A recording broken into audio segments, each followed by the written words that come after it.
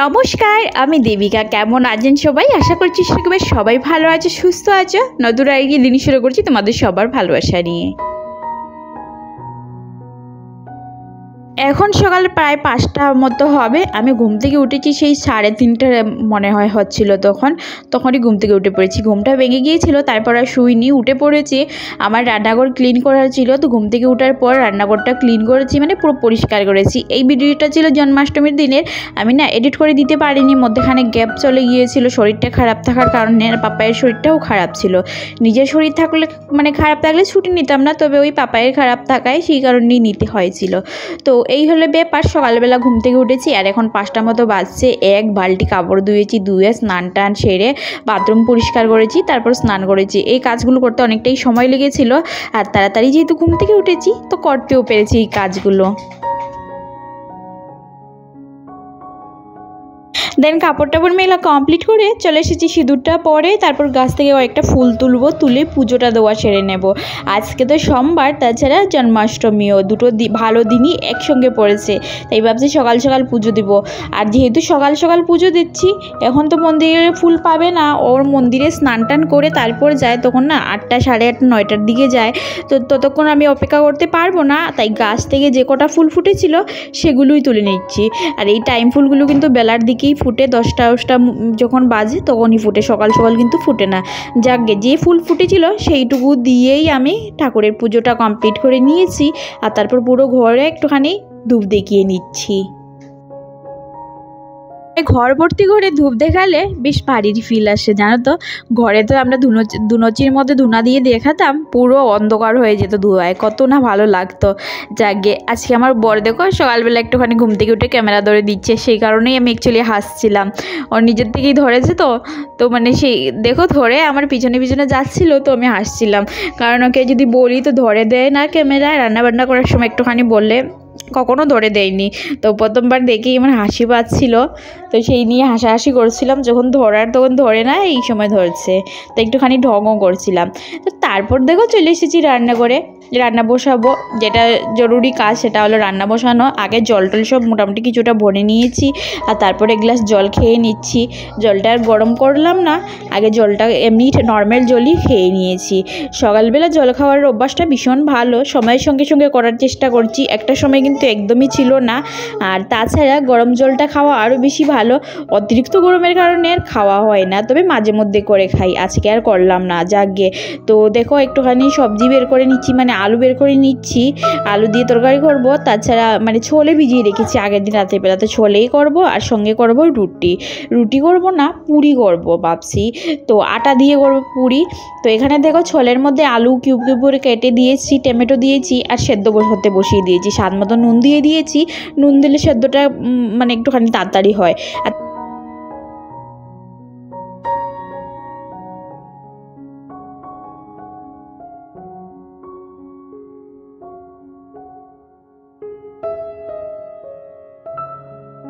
ছোলেটা সেদ্ধ হতে বসিয়ে দিয়ে এইদিকে আমি আটাটা মেখে নিচ্ছি। এই যে একটুখানি তেল দিয়েছি, স্বাদ মতো নুন, একটু আজমাইন, ওইসব দিয়ে তারপর ভালো করে আগে মিক্স করে নিয়েছি। আর তারপর নর্মাল জল দিয়েই মানে মেখে নিচ্ছি আটাটা। আজকে আর গরম জল দেইনি, ভালো করে মেখে নিলে গরম জলের কিন্তু প্রয়োজন পড়ে না।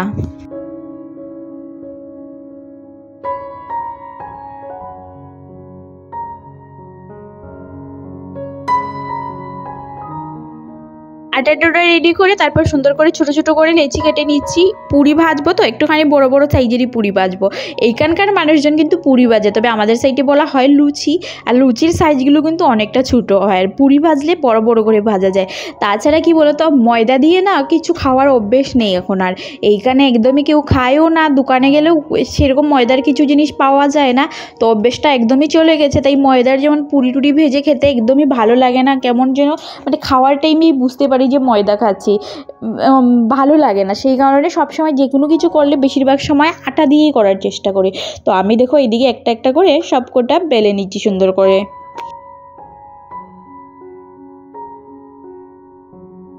কড়াইতে তেল বসিয়ে দিয়েছি, যেহেতু পুরি ভাজার জন্য তেল বসিয়েছি, তেলের পরিমাণটা অনেকটাই, তাই দেখো গরম করতেও একটুখানি টাইম লাগে। তো ততক্ষণে আমি 3-4টা পুরি ভেজে নিয়েছি, মানে বেলে নিয়েছি, আর এবার ভেজে নেব। বরের স্নান করা কমপ্লিট হয়ে গেছে, তাই ভেজে ভাবছি আগে ওকে গরম গরম দেব, কারণ পুরি টুরি খেতে গরম গরমই বেশিরভাগ সময় ভালো লাগে।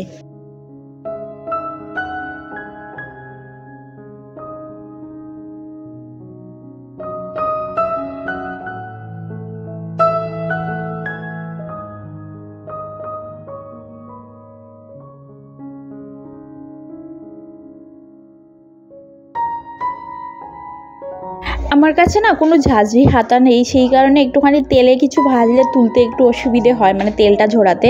তাই আমি এই চিমটাটা দিয়ে, যেটা দিয়ে রুটি সেঁকি আমি, সেইটা দিয়ে একটুখানি তেলটা ঝরিয়ে ওঠানোর চেষ্টা করছি। আর যে কোনো তেলের জিনিস ভাজার পর একটুখানি নিচে কাগজ দিলে বেশ ভালো হয়, পেপারে দিলে তেলটা না পুরো সফট করে নেয়, বা টিস্যু পেপারেও অনেকটা টেনে নেয় তেলটা। তাছাড়া আমার দেখো এখানে সেদ্ধ হয়ে গেছে, ছোলাটা সেদ্ধ বসিয়েছিলাম, সেই কারণে আমি পাঁচফোড়ন, তেজপাতা আর দারচিনি দিয়ে ভালো করে সম্বাস দিয়ে নিয়েছি। এইটার মধ্যে 1 চামচ ঘি পড়তো, গরম মশলা পড়তো, বেশ ভালো লাগতো, কিন্তু দুটোর মধ্যে কোনোটাই নেই, তাই সম্বাস দিয়ে নামিয়ে নিয়েছি। আর তারপর বরের খাবারটা বেড়ে নিচ্ছি। এই যে গরম গরম খেতেই কিন্তু দারুণ লাগে এগুলো।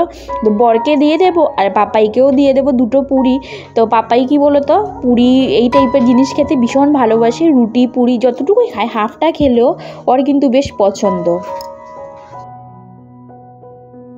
বরের হাতে সকালের খাবারটা দিয়ে এই যে টিফিনের জন্যও কয়েকটা ভেজে নিচ্ছি, তাছাড়া আমি নিজেও খাবো সেই কারণেও কয়েকটা ভেজে নিচ্ছি।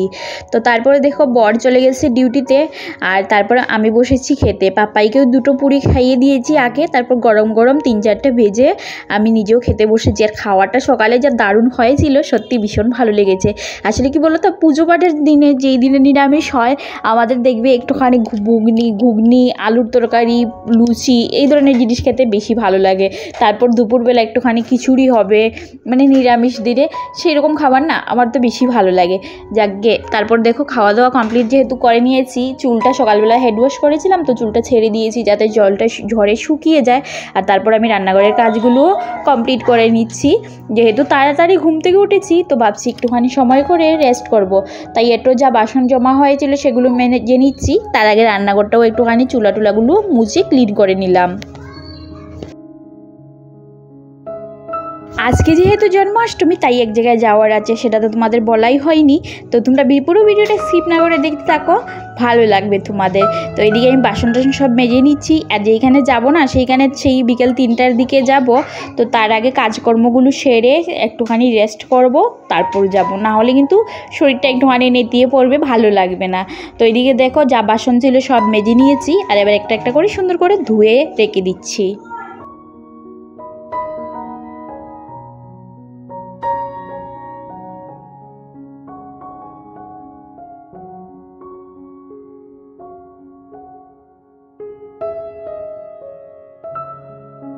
বাসন ধুয়ে সিঙ্কটাও ভালো করে মেজে পরিষ্কার করে নিয়েছি। তারপর রান্নাঘরটা একটু টুকটুক করে মুছে নিচ্ছি। সকালবেলা ভালো করে মুছেছিলাম, তারপর রান্নাবান্না করেছি, যেহেতু রান্নাঘরটা মুছে রাখলে পরিষ্কার পরিচ্ছন্ন লাগবে। আর তারপর এসে বিছানার বেডশিটটাও একটুখানি টান করে গুছিয়ে নিচ্ছি। সকালবেলা উপর একটুখানি ঝেড়ে মুছে পরিষ্কার করে নিয়েছিলাম ঘরটা, তারপরও ভালো করে না গুছালে না ভালো লাগে না। যেহেতু অনেকক্ষণ পাপাই শুয়েছিল, পাপাই খেলাধুলা করেছিল বিছানাটা মেসি লাগছিল, তো বেডশিটটা একটুখানি টান করে নিলে ভালো লাগবে।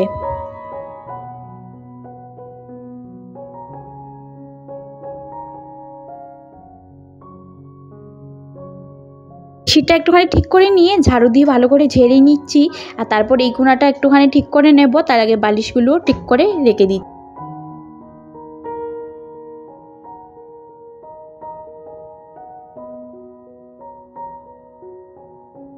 সংসারে কাজকর্ম তুমি যতই গুছিয়ে করো না কেন, যত সকালবেলা উঠে শুরু করো না কেন, সারাদিন দেখবে টুকটুক টুকটুক কিছু না কিছু তোমার কাজ বেরিয়েই পড়বে।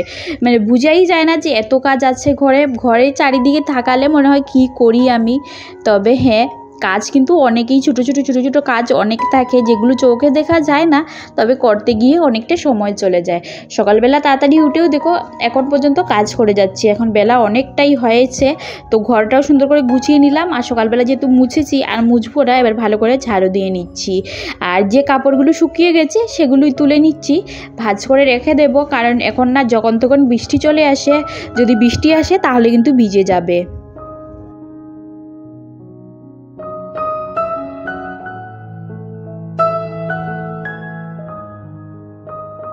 বেশ ভালো রৌদ্র ছিল, সেই কারণে যে কাপড়গুলো ধুয়ে দিয়েছি সব কটা কাপড়ই কিন্তু শুকিয়ে গেছে। আর তারপর দেখো পাশের ঘরে দিদিও কাপড় ধুয়ে দিয়েছে, ওই জিন্সের প্যান্টুনগুলো আমাদের না, ওগুলো দিদি মেলে দিয়েছে। আর আমি পাপাইয়ের কাপড়গুলো চেক করছিলাম, কারণ ওই গলা প্যান্টের কমরটা না ভিজা থেকে যায়, তো একটুখানি চেক করে করে তুলে নিচ্ছিলাম।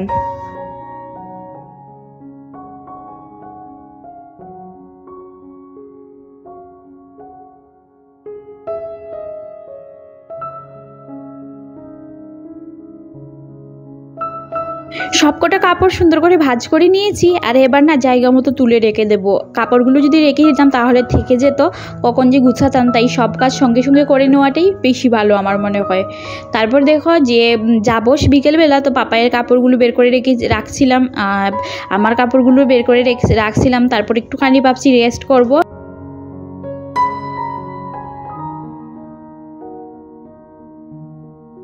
তারপর আমি একটুখানি ঘুমিয়ে পড়েছিলাম, আর অনেকটা লেট হয়ে গিয়েছিল ঘুমানোর কারণে। তারপর তাড়াহুড়ো করে রেডি হয়েছি, উঠে পাপাইকে রেডি করেছি, তোমাদের সাথে কিছুই শেয়ার করতে পারিনি। তো আমি একটা শাড়ি পরেছিলাম, কারণ মানে ড্রেস দেখিয়েছিলাম তোমাদের, ড্রেসটা আর পরা হয়নি, শাড়িটাই পরে নিয়েছিলাম লাস্টের দিকে। একটুখানি হেভি মেকআপ করার কারণে ভাবলাম চলো শাড়িটাই পরে নিই। তারপর দেখো এখানে চলে এসেছি, সবাই মিলে বসে কীর্তন করেছে, আর পাপাইও এসে একটুখানি শান্তশিষ্ট হয়েই বসেছিল। আর তারপর কিছুক্ষণ বসার পর যা দুষ্টুমি শুরু করেছিল, তবে পাপাইকে দেখো দেখতে কেমন লাগছে, ওকে সাজিয়েছি, মুকুটটা ঘরেই খুলে রেখেছিল। কিছুক্ষণ পর আবার আমি ওকে ঘরে দিয়ে এসেছি, কারণ আমি আসার সময় দেখেছিলাম তোমাদের দাদাভাই মানে আমার বর ডিউটি থেকে ঘরে চলে এসেছে, তো সেই কারণেই ওকে নিয়ে ঘরে দিয়ে এসেছিলাম। আসার পর আমি আবার এখানে দেখো চলে এসেছিলাম।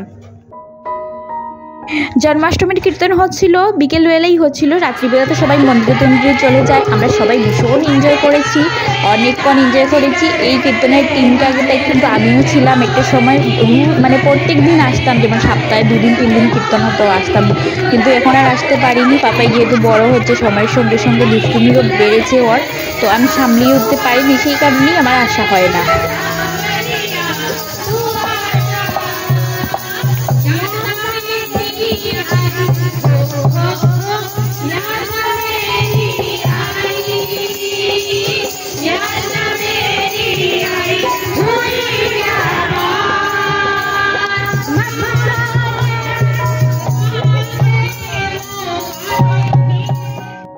এই ছিল কীর্তন, সবাই মিলে ভীষণ এনজয় করেছি, অনেক কীর্তন হয়েছে। আর এই কীর্তনের সুবাদেই কিন্তু এখানে প্রত্যেক দিদির সঙ্গে আমার পরিচয় হয়েছে। তো যাই হোক, তারপর ভীষণ এনজয় করেছি। তারপর আরতি হয়েছে, তারপর ভোগ লাগানো হয়েছে, আরতি হয়েছে, তারপর প্রসাদ নিয়েই আমরা ঘরে গিয়েছিলাম, মানে ঘরে এসেছিলাম। আর ঘরের একদম সামনেই ছিল আমাদের ঘরের, মানে আমাদের সোসাইটির পিছনের সোসাইটিতেই হচ্ছিল কীর্তনটা। যাকে সবাই মিলে ভীষণ এনজয় করেছি। জন্মাষ্টমীর দিনটা আমার ঠিক এইভাবেই পালন করা হয়েছিল। ঘরে যেহেতু লাড্ডু গোপাল নেই, সেই কারণে ঘরে আর পুজো দেওয়া হয়নি, তো আমি এখানেই চলে গিয়েছিলাম। আর এখানে হচ্ছিল আরতি। তো এই ভিডিওটি কেমন হয়েছে বন্ধুরা অবশ্যই জানিও। ভিডিওটি যদি ভালো লেগে থাকে তাহলে প্লিজ আমার চ্যানেলটি সাবস্ক্রাইব করে দিয়ে আমার পাশে দেখো। নতুন ভিডিও নিয়ে খুব তাড়াতাড়ি দেখা হবে। তবে জন্মাষ্টমীর ভিডিওটা কেমন হলো জানিও। আর দেখো এখনও বসে আছি, কিছুক্ষণের মধ্যেই আমি ঘরে চলে যাব। তো চলো আজকের জন্য ভিডিওটা এখানেই শেষ করবো। নতুন ভিডিও নিয়ে খুব তাড়াতাড়ি তোমাদের সঙ্গে দেখা হবে। ততক্ষণে তোমরা সবাই ভালো থেকো, সুস্থ থেকো। Tata, bye bye.